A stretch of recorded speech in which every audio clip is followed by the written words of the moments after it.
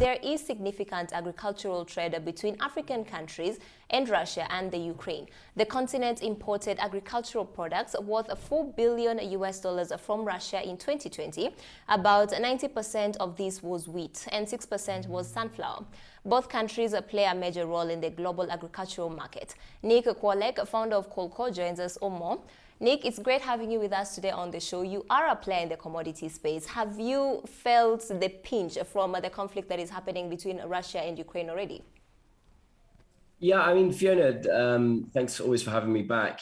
I think, almost everybody in the commodities industry is feeling a degree of pinch, or at least some action from what's going on. You've got crude prices, which have been very volatile since the invasion of Ukraine took place.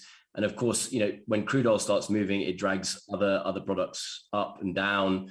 You've seen wheat prices rising significantly. They've risen around 16% since the invasion started. You've got pressure on upwards on sunflower and sunflower seeds and oil as well.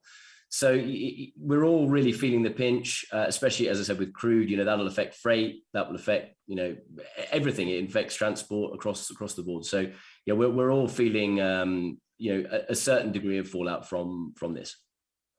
The biggest wheat exporter globally. And also looking at Ukraine, looking at the numbers, it also exported about 48% of wheat to Africa in 2020. How critical are both Russia and Ukraine towards Africa's food supply? Yeah, it's huge. I mean, as you pointed out, from wheat supplies, today, Russia and Ukraine are 1/3 of global wheat exports. So, you take 35% of pretty much global exports out of the market for a given amount of time, which is, that's happening today. The ports are closed in both countries, so there's nothing moving. So it's going to have a huge impact on Africa, especially, if you look at North Africa's proximity to Russia and the Ukraine, it's pretty much next door. It's a very quick sailing time. So, especially countries like, Egypt, Libya, a lot of the North African countries, they're all going to be absolutely whacked by this in the short run until things kind of settle back down again. Yeah, Russia's military action has caused a panic and fear is still intensifying. So what is the short as well as mid-term outlook for the commodity markets? I mean, just volatility. That's the short term that we're seeing. I've been looking at the markets this morning. You had incredibly sharp swings last week upwards, then downwards on Friday, and then again this morning. Pretty much all the energy and grains complexes are up markedly this morning. So it's going to be real volatility, and then in the medium term, it's going to be adjusting to this new kind of paradigm. How do people work in and around these two behemoths of the commodities industry? How does that happen going forward? Yeah, and in Africa, who are the biggest recipients? Just to break down for us the different markets, and what are the alternative supply chains that we as a continent should be looking at? So yeah, as I said, a lot of North Africa are huge importers of wheat products, sunflower products, as well as East Africa as well. A lot of Eastern Africa gets their wheat and sunflower supplies from the Black Sea area. But if you want to have a look at where does one go if you can't take these commodities, you have to look towards Australia as a major wheat exporter. You've got to look towards places like Argentina as major wheat exporters. Maybe some grains from the grains complex from the US and other South American countries, maybe even Europe. I mean, if you take that supply offline for 1 or 2 months, you're going to see pressure on wheat prices going considerably higher. On the sunflower side, you're going to have to look towards Argentina, France, maybe Hungary. I mean, those are the other suppliers, but the major suppliers in the sunflower sector are Russia and the Ukraine, 80% of global output. Africa is a net importer, looking at wheat as well as sunflower that comes from both Russia and Ukraine. So how can the African governments best equip themselves to navigate this storm that is currently happening?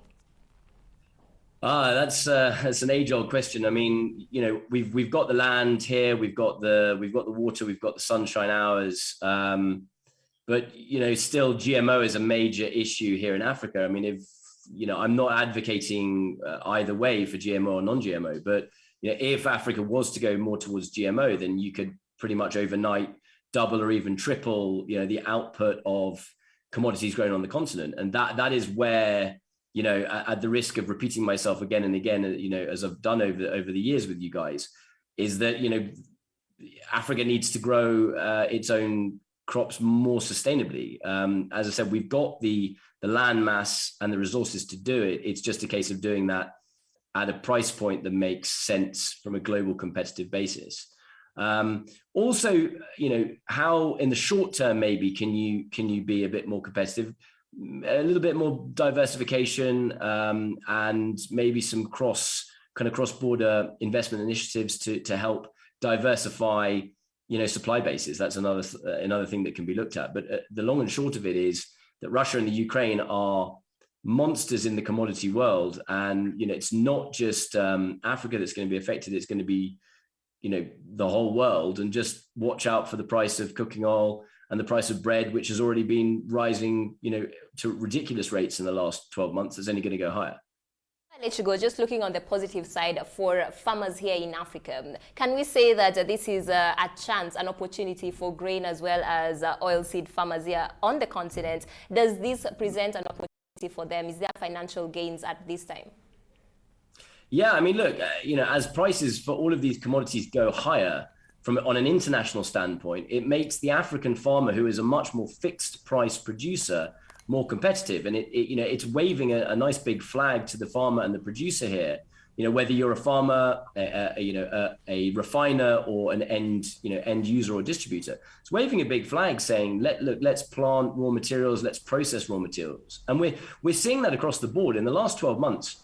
With commodity prices up across the world, with shipping prices up across the world, Africa is having a bit of an agricultural renaissance. It's really great to see, and we're seeing a lot more investment coming in. So I think, weirdly, these higher commodity prices are actually having a beneficial effect on the continent.